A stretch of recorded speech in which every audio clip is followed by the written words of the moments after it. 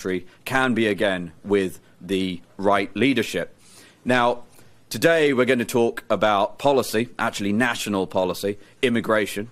More people trust reform and Nigel with regards to securing our borders, stopping the boats, and ultimately reasserting the rule of law when it comes to immigration policy in this country. Clearly, for too long, that has not been the case. And frankly, the social contract and the social fabric of this country is starting to fray because of the sheer sense of unfairness that we see as a result of the hundreds of thousands now of people who have been crossing the channel illegally in small boats. So to tell you more about that, I'd like to introduce you to the leader of Reform UK, the Member of Parliament for Clacton-on-Sea and the next Prime Minister of the United Kingdom, Mr. Nigel Farage.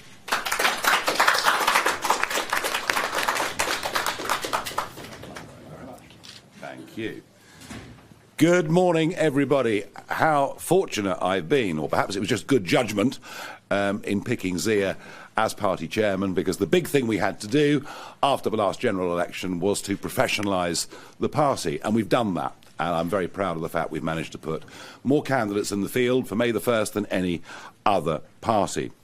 But today I wanted to talk about an issue that you may all think is a national issue and one that perhaps doesn't impact on the May the 1st elections, but you would be wrong.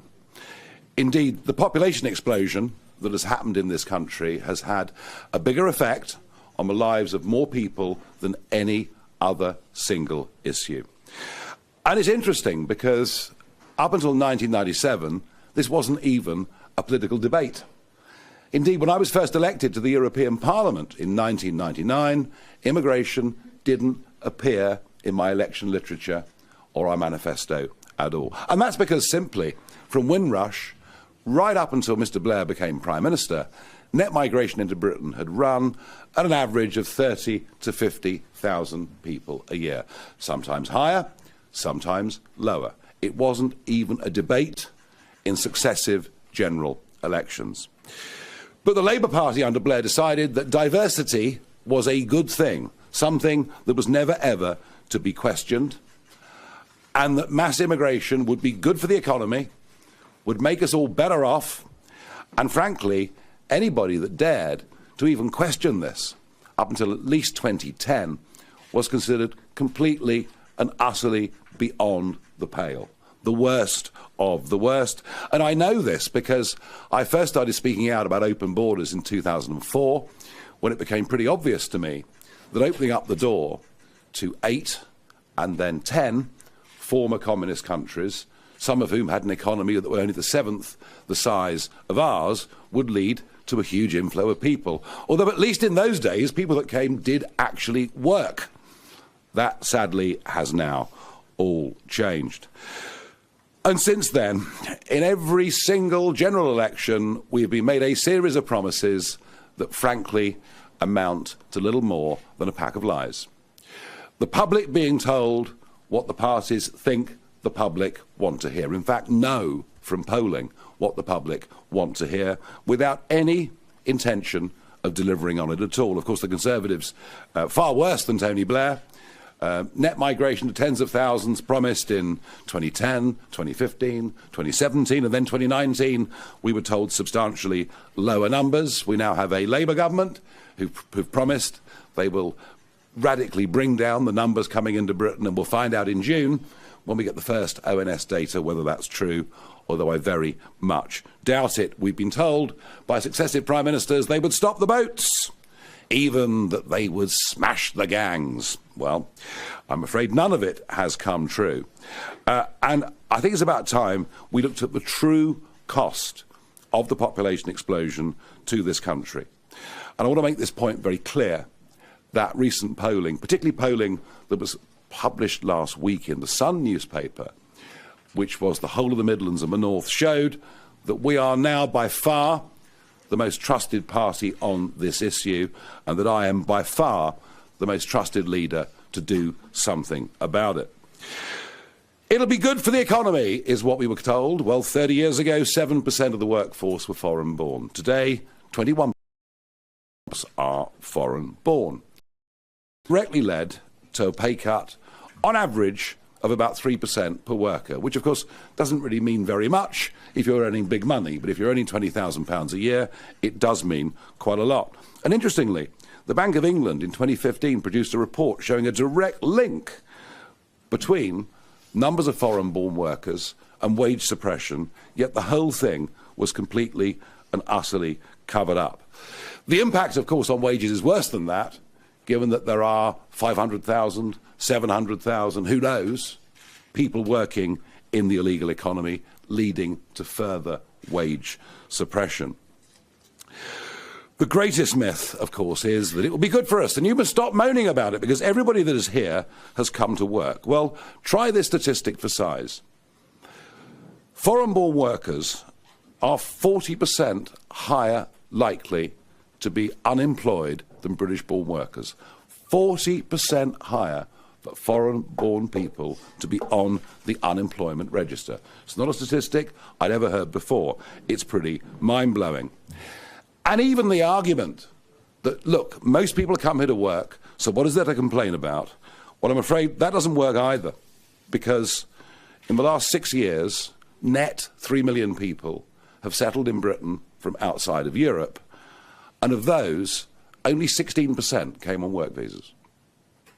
It's a completely mind-blowing number. Now, it's true to say that many of those who've come perhaps will enter the workforce, but you begin to understand that the argument for mass migration, that it's needed for the labour market, actually isn't true, when the majority that come as dependents.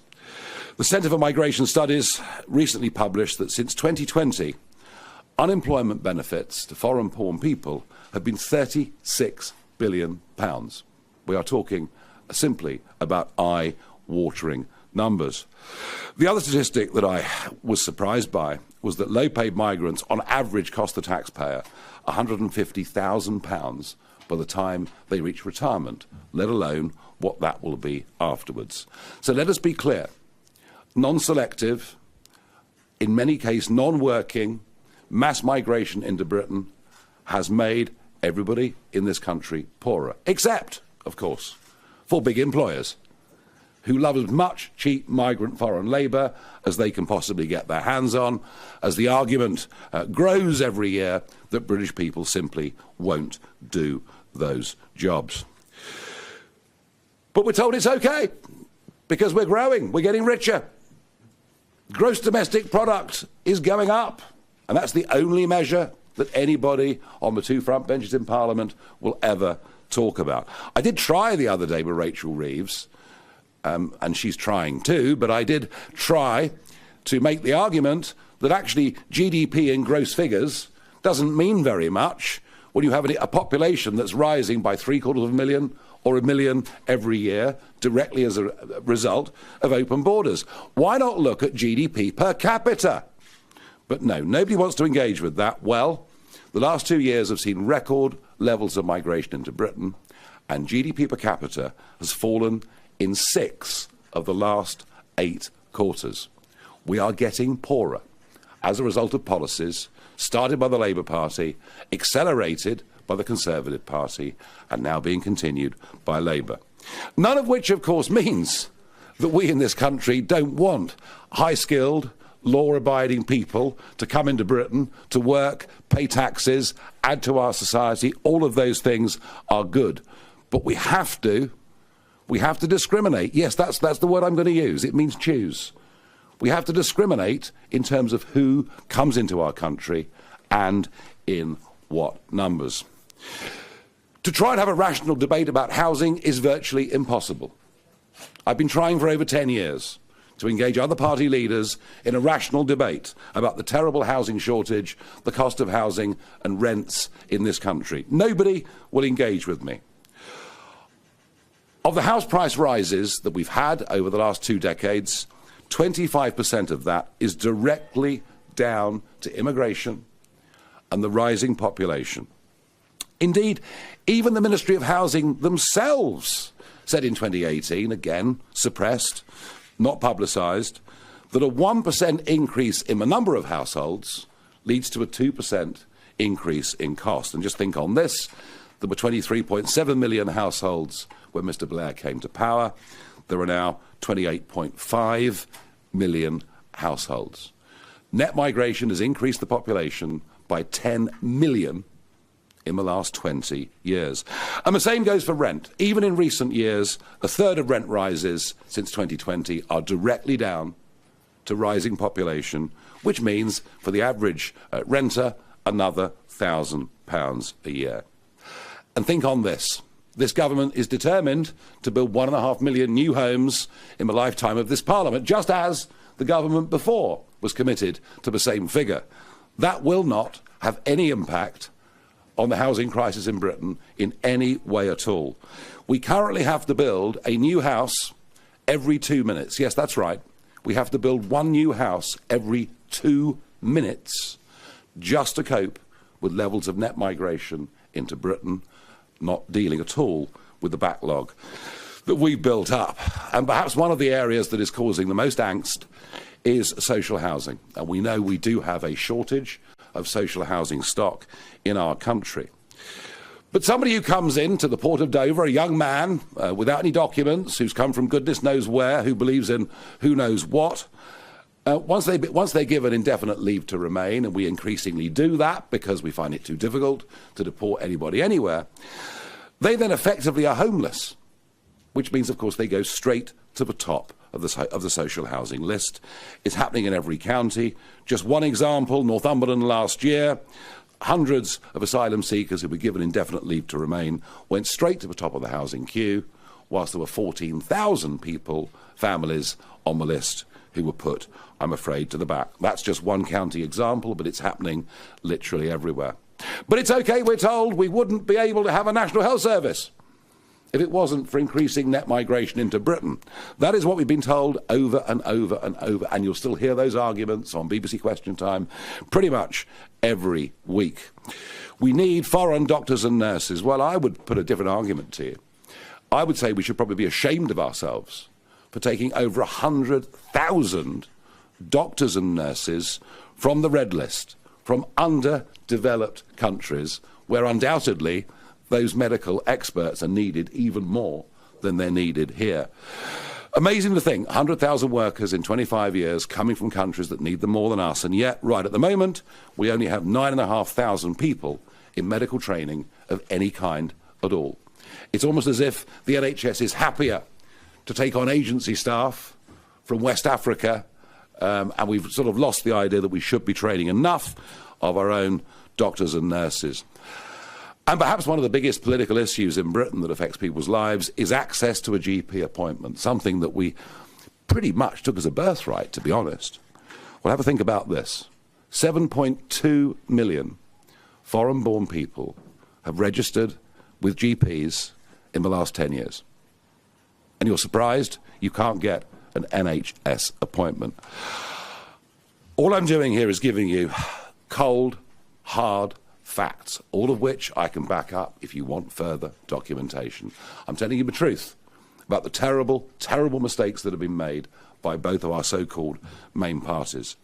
And one that is very difficult to talk about because you're always told that you're scapegoating, you're saying something that is truly beastly, is crime. Mass immigration has increased crime in this country in actually quite a dramatic way.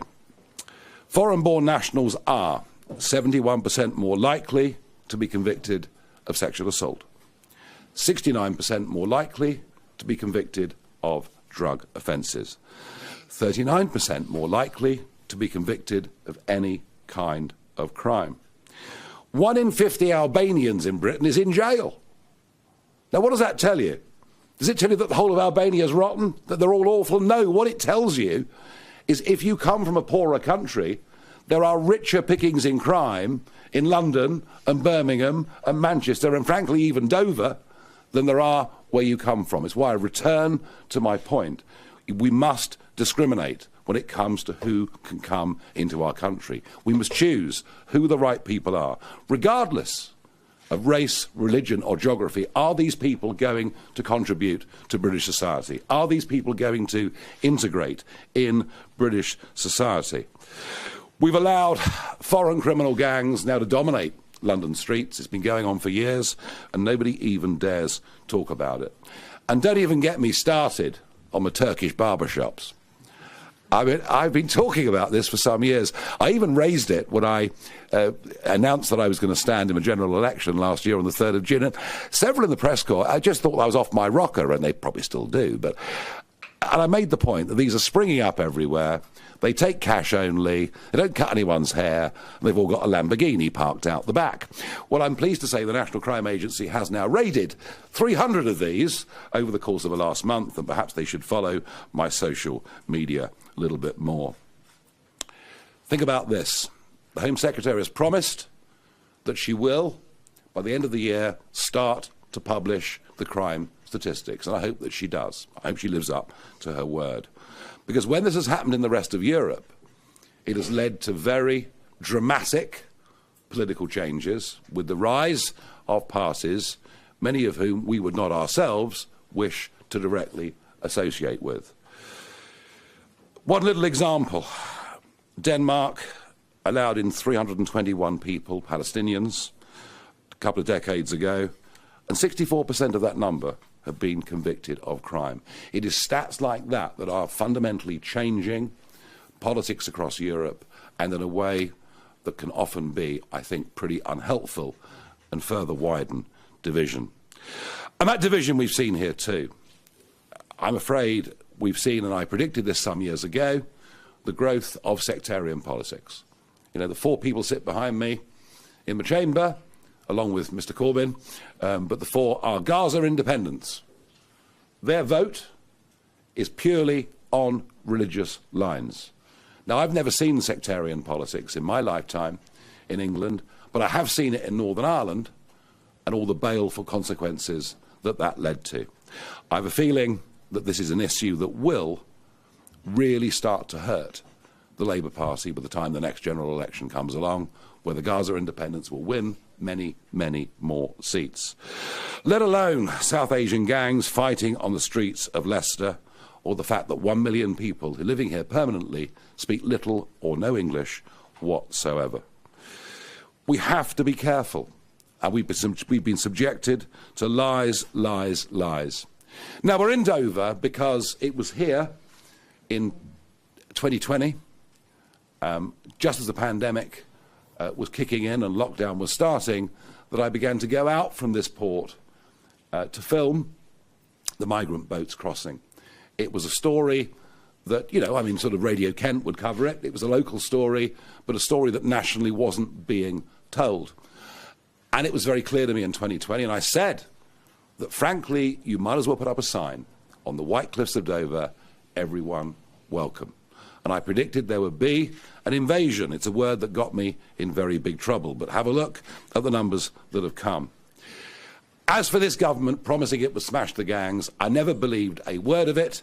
There's as much chance of that working on our current course as there is of smashing the drug gangs, something we've heard from governments for decade after decade, yet Class A proliferates on every street in the country today.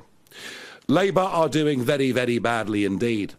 In fact, year on year, the numbers crossing the Channel are 40% up already, and that's before we get the warmer water and the longer, clear, settled spells of weather.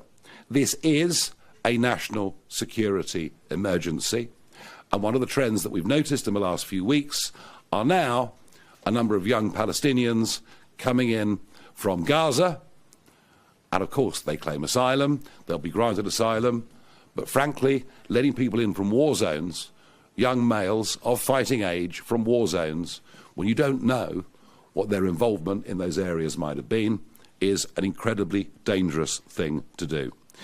And I am the only party leader that has been trusted on legal immigration. I've been arguing it since 2004, and on illegal immigration, I've been arguing it since 2020. These local elections on May the 1st, this issue will have a huge impact. I will give you but one example this morning, which is a northern constituency called Runcorn and Helsby.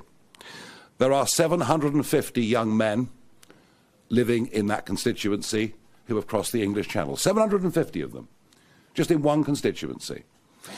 And the big debate and the big press coverage is all about the hotels something else that I exposed back in 2020. But the hotels, frankly, are the least of the problem. It's the HMOs that are increasingly becoming the issue. The houses of multiple occupancy. And as we've been out and campaigned in that constituency, yes, that house there are 10 men living in that house. There are 15 men living in the house round the corner. They loiter all day on the streets. They follow our kids to school. We're scared to go out in the evening. These are the impacts. These are the impacts on the lives of a huge number of people in this country. And yet Westminster just wants to cock a deafen. It doesn't really want to engage with any of these things. The cost just in that constituency alone to local government is £85,000 a day. And it's the same here in Kent, and it's the same everywhere. The total cost for housing these people is not all met by national government through taxation. 20 to 25% of it has to be met by local authorities. Well, you might say it's all well and good moaning and complaining about the failures of the two so-called main, maybe not for long, political parties. What I've tried to do there is to lay out some statistics over a broad range of issues to show you the extent to which this population explosion has damaged the quality of, I haven't even mentioned the roads, has damaged the quality of life for so many people. So what do we, as the most trusted party in this area, what do we intend to do about it? Well, frankly, the whole thing is pretty fruitless unless we leave the European Court of Human Rights and repeal the 1998 Human Rights Act. Every single week we see people, criminals, people who behave terribly, who ought to be deported, but they're not, because they claim the right to a family life under Article 8 of the ECHR, something that our own judiciary leans on. I recommit today we must have no more population increase due to net migration. That is something we may have to revisit as the numbers that are leaving Britain is going up pretty alarmingly, as is seen, of course, in the tax receipts from Rachel Reeves's figures in the last few days. We are committed to ending two-tier policing and two-tier justice, and frankly, that becomes ever clearer and clearer, particularly since Southport, and it's something that is enraging the silent majority in this country. And we will end all DEI recruitment in the public sector. The fact that 43 police forces now discriminate against white people in favour of ethnic minorities for jobs can only divide our country yet further. It's a mistake. We as a political party are colourblind. We couldn't care less what colour you are. We couldn't care less where you come from. We couldn't care less what your religion is. We just ask that if you come here, you work, you pay your taxes, you speak our language, you integrate with us. Of course, you can have your own private observance, but that is what we demand of people. And we have to have a meritocratic society. That is the only way. It's the only way our private companies or our public sector can achieve their best. And we will, of course, reiterate the fact that as an island we have advantages and we need strong borders. But enough of Home Secretary after Home Secretary making promises and dodging issues. This Labour government claim they've increased deportations, but all they've done is to send away visa overstayers and those who are happy to voluntarily return, often with £3,000 in their pocket. We will demand, this government does the same, that there is a minister for deportations.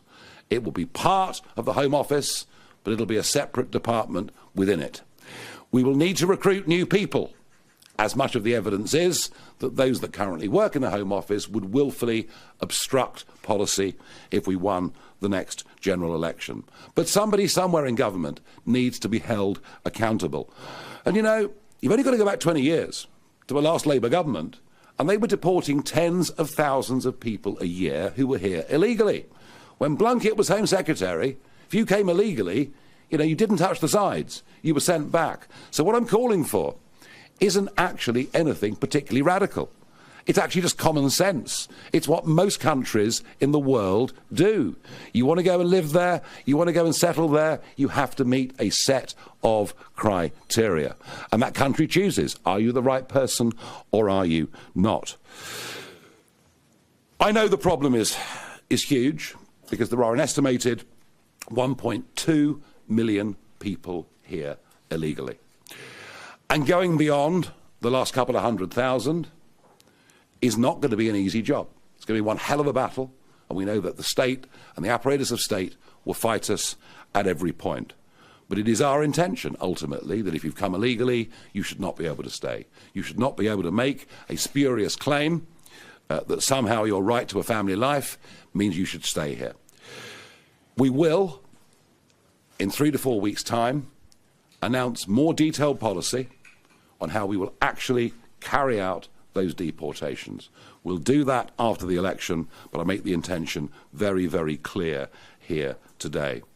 We will bring a total end to all asylum claims from people who've come here on travel visas or who are overseas students. We will demand the deportation of all foreign criminals. And for those who come to Britain and who are granted citizenship, that will be regarded as a legally binding contract, just as it is in Australia and elsewhere. We welcome you in if you make those pledges to us, but you actually have to obey the law and be somebody who is a positive benefit to our country. We are a party who are very proud of the fact we had more votes in the general election from the ethnic minority vote than the Liberal Democrats did. And an increasing number of people from all communities want to stand for our party. These are people who came to Britain, or their parents came to Britain, because they wanted to be part of this great country. They wanted to become a success in this great country. So try as anyone might to twist anything I've said today. All I've given you are hard facts. All I've laid out are sensible policies that will stop illegal immigration into Britain and stop the population explosion, which is damaging the quality of life for so many countless millions. Thank you very much indeed. Now, we have quite a big press list, and I will go through it in order, beginning with Stanley Murphy-Johns from the Press Association. Hi. So there's no plan between you and the Conservatives. What, no plan between us and the Party of Mass Immigration, did you say? So I missed you. But there are calls to unite the right from people like Robert Emmerich. So what could that look like for Good old Robert the Remainer. Good old Robert, the man who's been on the Damascene road to Damascus, the Damascene conversion on the road to Damascus. You will see on May the 2nd that our biggest gains are going to be in Labour voting areas. That is where we are making most impact. I would also tell you that the majority of our members and a big percentage of our voters at the last election were not voting Conservative because they loathed the Conservative Party. They could not put up with the level of betrayal that had happened since the 2019 80-seat majority. If we were to even contemplate doing a deal, our voters would be revolted by it. Our party itself internally would be in revolt. And if I wanted to do a deal with you of any kind, I would shake your hand, look you in the eye, and do that deal because I trusted you. I don't trust the Conservative Party in any way at all, and we are going to replace them. Thank you. Next one, Kitty Donaldson from the iPaper. You say you're basically parking your tanks on the road. I'm just wondering about Birmingham in particular. What would you do if you were in charge of the council there? Would you settle with Unite? And what's your view on unions more generally? Look, we want to re-industrialise, it's slightly separate to today's debate, but we want to re-industrialise Britain. You know, I worked for 22 years in the metals industry. My clients were rolling mills. My clients produced lead sheet. My clients manufactured copper wire. You know, these were the people I dealt with on a daily basis working in the metals industry in the city of London. And I've seen nearly all of them go, disappear. since 1990, and we boast about the fact we've reduced carbon dioxide emissions by 50%. Well, no wonder, is it? We've just exported CO2 emissions elsewhere and given ourselves the most expensive energy in the world. To reindustrialise, we have to have a sensible, grown-up relationship with the trade union movement, because they're going to be a big part of us reindustrialising Britain. This is not some dramatic U-turn by me or anything like this. It's a practical way of looking at how we do this. As far as Birmingham's concerned, I sense that Birmingham is just the beginning of what is going to be a very, very difficult summer and autumn for the Labour government with the trade union movement. They, of course, virtually own the Labour Party. When you think that, Unite have given them 28 million since 2020, the GMB have given them 20 million since 2020. Sorry, other way around, 28, 20, other way around. So they've really funded the Labour Party, and they see weakness from the Labour Party. And that, I think, is why we're going to see increasing disputes. Clearly, as far as Birmingham is concerned, there is a national health hazard. I understand some of the backlog is being cleared up. I think the Army were sent in, weren't they? The Army was sent in to help with logistics. Well, perhaps they should have been sent in to clear up the rubbish a little bit earlier. I think there's fought on both sides with that. Thank you. Katie Harris from The Express. Hiya. Should any changes to post-Brexit fishing arrangements be incumbent on France stopping small boats? I can tell you that since Brexit, and I speak as the only member of Parliament that has a vested financial interest in a commercial fishing boat, which I do, I can tell you that since Brexit, there are more foreign boats fishing out here on the 6-mile line than we've ever seen at any point in previous history, and that goes right the way down to Land's End. The environmental damage to fish stocks in this Eastern Channel since Brexit has been horrendous. The regulations put by the MMO and the MCA on our own fishing industry are so onerous and so expensive that, frankly, many of them think the situation is worse now than it was before we left the European Union. And any further surrender of our fishing rights will literally finish off what was once a big industry. And it's total and utter madness. The minimum Brexit should have given us is the 12-mile line. The maximum, of course, would have been a 200-mile exclusive economic zone, as enjoyed by Norway, the Faroe Islands, Iceland, and any normal country in the world. And I worry about that.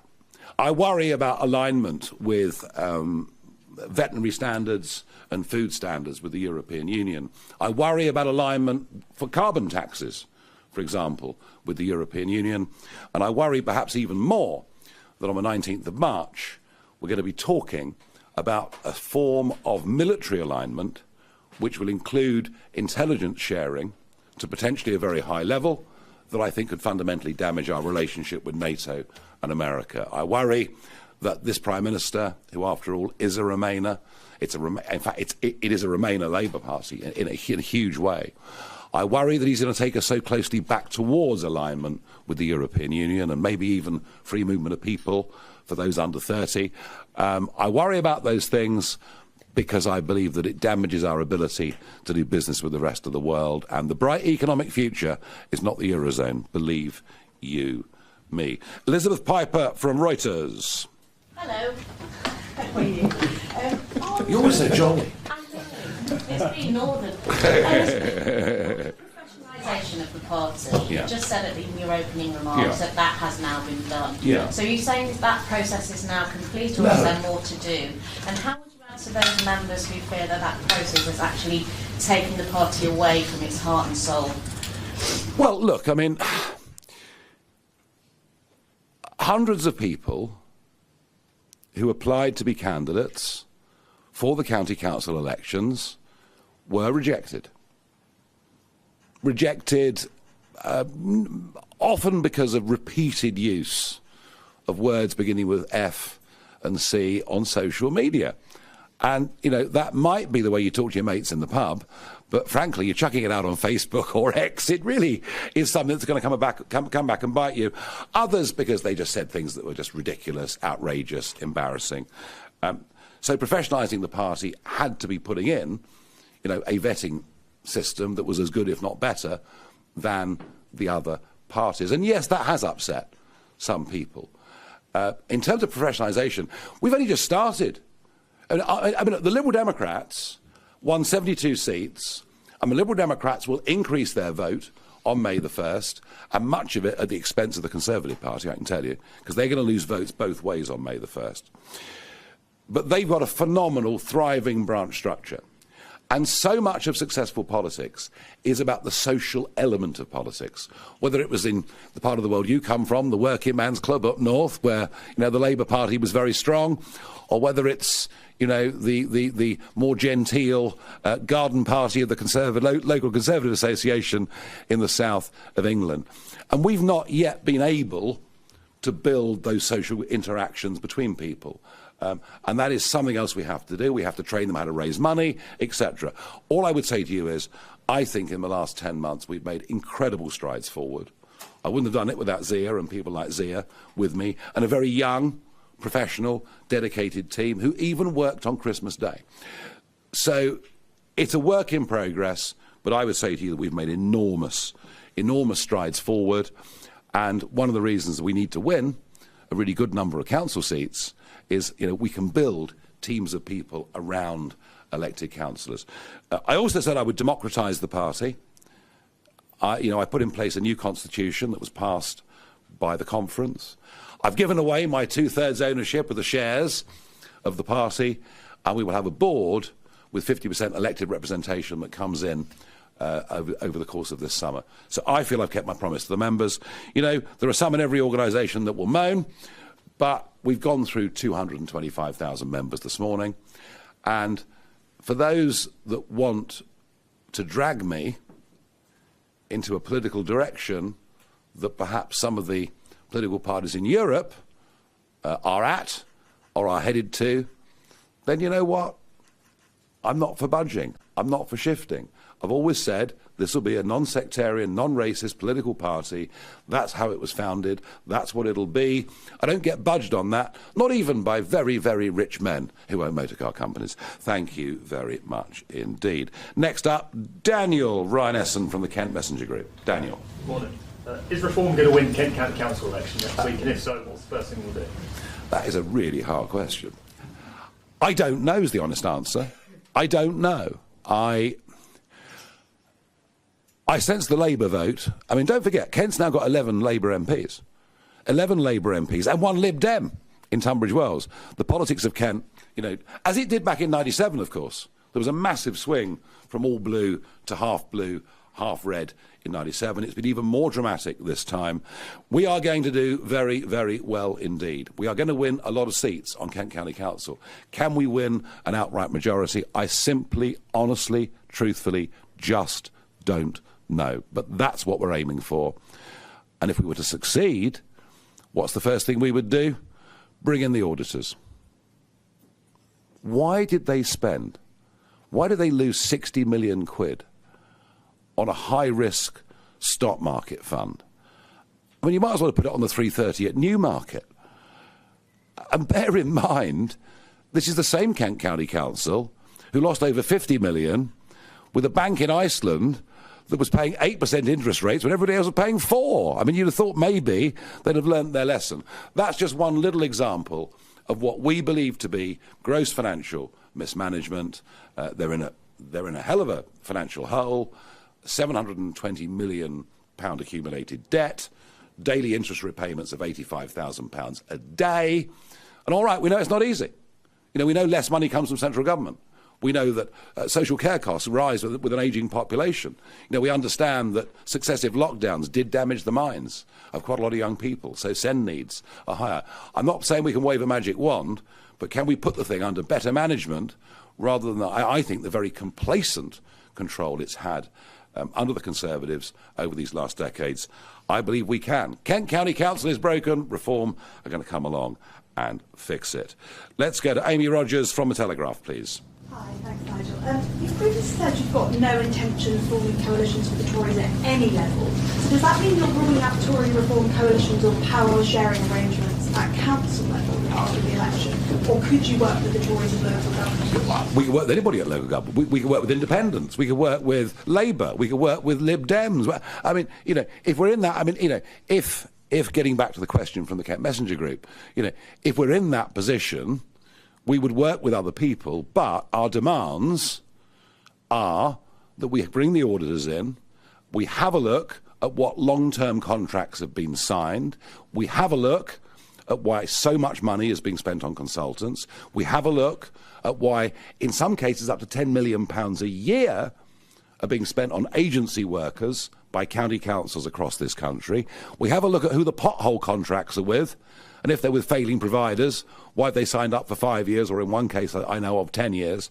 So if we had people who agree that it's not the job of county councils to spend millions after millions on climate change, it's not the job of county councils to spend huge amounts of money on DEI, but those areas like consultancies, those areas like massive bills for agency workers. I mean, you might need agency workers in a short-term emergency, but why you're spending millions year after year, as some of them are, I don't know. So we would work with other people, if we were able to achieve those objectives. And that, I think, is what our voters would want and would demand of us. Charlotte Wright from the BBC, although we'll do it face-to-face later, I guess.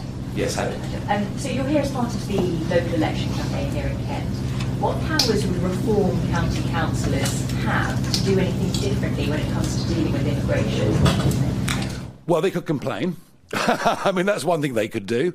They could outright refuse to have migrant hotels or HMOs imposed upon them. They could be damn difficult. And actually what you've seen in Parliament over the last 5 years, individual cases, I mean, Priti Patel's constituency, a migrant hotel was put in Priti's constituency. I turned up with an iPhone, filmed it all, and the next day the hotel was closed down and moved to a different constituency. So you do get MPs who are able already, if they're in a position of power, to perhaps ease things for their constituents. That's what we could do. But no, there is an enormous burden from all of this. But what a Kent County Council can do, is, as I say, find out who the road contractor deals are with, what they're costing, why they're so ineffective, why is all this money being spent on wellness. And I just think county councils, we know what the basic job of a county council is, and I think they've extended way beyond that remit. OK, moving on. William John Russell from Reuters, another Reuters. Oh, he's on camera. Fine, OK. Emin Shimaz from The Guardian. The pollster Lord Hayward has predicted that you're going to win between 400 and 450 seats next week. I'll buy him lunch if he's right. Yeah, do you think that's realistic, and would you count that as a win? I'll buy him a big lunch if he's right. I don't know. I came into this campaign, I mean, obviously we're very, very upset that Essex, that Suffolk, that Norfolk, that East Sussex, West Sussex, Hampshire, Isle of Wight, I'm running out now, there's probably another ones there somewhere. The fact that 5.5 million, the fact that 5.5 million people have been denied their vote in what was some of our very strongest counties, we're very, very angry about. And there's no argument for it. Angela Rayner's so-called devolution of local government applies equally to Kent as it does to Essex, and yet this side of the estuary are voting and that side are not. So I said at the start of the campaign, my aim, my goal, my ambition was to win 200 county council or unitary equivalent seats. That was my aim. The other aim, of course, has been to take on Labour in Runcorn and Helsby, which is, I understand, their 16th safest seat in Britain, and to run them close.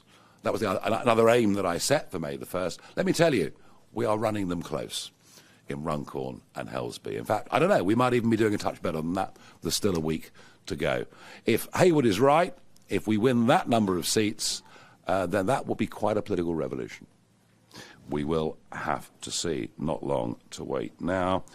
Emma Core from Global. Nigel, what do you make of the row of whether Dame Andrea Jenkins is eligible to run as Reform's mayor in Lincolnshire? She's living in Yorkshire, isn't she? And not within the region as per the rules. Have you sorted this out? Yeah, I think the Conservative candidate in Cambridge is not living within the constituency either. So I think this is not something that's uncommon. Andrea has got accommodation in Lincoln. She's born and bred in Lincolnshire. She was a county councillor for Boston. Her grandfather was a fisherman in Grimsby. Her links with Lincolnshire are pretty clear and strong. She did win a surprise election in Leeds, when she beat the dancing star and star of TV, Breakfast TV now, Ed. So, unsurprisingly, she got a property in that constituency. And the one factor here that is difficult is that there is a 7-year-old boy who has quite severe educational and learning difficulties, and she said, look, if she's elected as mayor of Greater Lincolnshire, she will find the right school for him near Lincoln. That's not something you can do literally overnight. So, you know, she's living between the two. That is a fact. The fact this really quite vexatious complaint's been put in. Let me tell you this. If they say that Andrea's broken the rules on Friday, tomorrow, at this hearing, do you know what it'll mean? It'll mean the entire mayoral election is rerun. It won't mean just that she's disqualified. The whole thing will have to be rerun. And I don't think the voters of Lincolnshire would like that very much. So I expect tomorrow we get a common sense judgment that is based around the fact her situation, and she's a single mum now, her situation with a 7-year-old boy with bad learning difficulties explains to some extent why she is where she is. All right. We will find out tomorrow morning. Who else? We got Noah Hoffman from The Sun. Hello. Nigel, how would you ensure, you talk about discriminating and making sure the right... Choosing right migrants, if they're highly skilled, come to the UK. To stop this concerning trend of sectarian politics that we see in the Commons and just generally in sort of local areas, how would you ensure that any new migrants have British values and are very determined to integrate where some have not? Well, I think one of the big cons with this, and one of the reasons that major problems have built up in some of our inner cities and northern towns in particular, is because of this family reunion policy. Where, you know, somebody comes in as a low-skilled worker, let's say, for argument's sake, might work for a bit, might then be on benefits, is then allowed to bring extended family from wherever it may be. They come in, they don't learn the language, they fail at school, they become part of that welfareism system. And I think it's within that environment, that extremist ideologies are more likely to thrive. So I think we have to be much, much more rigorous about family reunion, which of course makes up such a large number of those that have come to Britain. And, you know, some will say that's tough, that's unfair, but look what the result of it has been. It certainly hasn't been a positive one. OK, we've got Camilla from the Daily Express. That's the video. You're doing the video, right? Whoever gave me this list is in for a bit of a talking to.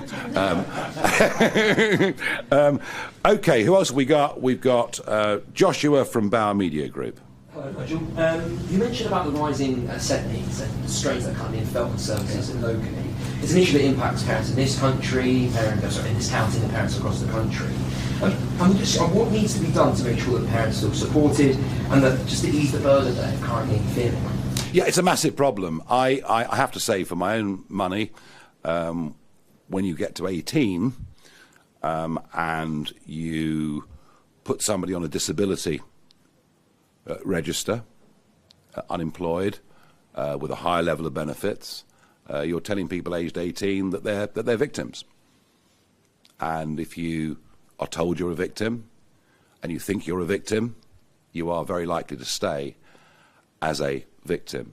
And so many of these diagnoses, you know, for SEND before 18, for disability register after 18, so many of these have been conducted on Zoom with the family GP, right? I think that is a massive mistake. I think if I'm your family GP and I've known your family for generations and you're saying to me, Doc, there's a real problem here with depression or whatever it may be, it's quite hard for me as your GP to say no. So I don't think any of these allocations should be done by family GPs, and that they should be done independently. And I think we are massively, I'm not being heartless here, I'm being frank, I think we are massively over-diagnosing those with mental illness problems, those with other general behavioural disabilities, and I think we're creating a class of victims in Britain who will struggle ever to get out of it, and that's not good for them, and it's not good for us. So I worry about those things. I do accept, though, that repeated lockdowns, particularly the third lockdown. I held in Parliament on the 4th of February, which the member attended. I said that it is my intention to provide an update on the public's response to the consultation as soon as possible. I also said it will depend on the time required to review the considerable number of responses received, and I will also need to appraise Cabinet colleagues of it. The 12-week consultation period ended on the 21st of February. It received over 1,400 responses, which are currently being collated and analysed before publishing as soon as possible. Douglas Lumsden. Well, that's a disappointing answer, because the latest consultation on dualling of the A96 closed over 2 months ago. And in that time, we have witnessed around a dozen separate collisions on the A96, 3 of which were fatal and 1 involved an ambulance. Presiding Officer, we need urgent action. And appallingly, almost £6.5 million of taxpayers' money has been spent on both of the Scottish Government's reviews since 2022. Failure to fully dual the A96 will be Fiona Hislop's lasting legacy to the people of the North East. So can the Cabinet Secretary set out a timetable of when the results of the consultation will be published, and when this SNP government will finally dual the A96 in full, which was promised more than a decade ago? Cabinet Secretary. The public response is important. That will be published as soon as possible. And I can inform the Chamber that the Scottish Government took title to the land for the Inverness to Nairn, including Nairn bypass land, for the purpose of starting the dualling of the A96. Thank you. That concludes general questions. And before we move to First Minister's question time, I invite members to join me in welcoming to the gallery the Honourable Marie Edwards, Speaker of the Legislative Assembly, Parliament of Victoria.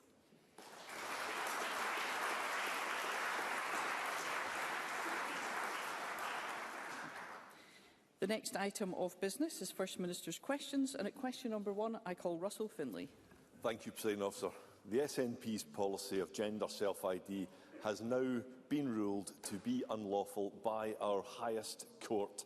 SNP politicians, including Nicola Sturgeon and John Swinney, were willing to trash women's rights while pushing their dangerous and divisive ideology.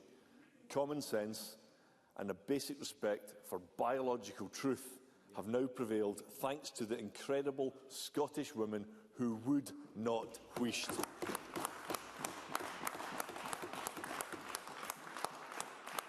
The SNP's fringe obsession has cost obscene amounts of taxpayers' money and wasted huge amounts of government time while public services were neglected. Politicians have a duty to hold up their hands and admit their mistakes. So will John Swinney finally apologise to the women of Scotland? First Minister.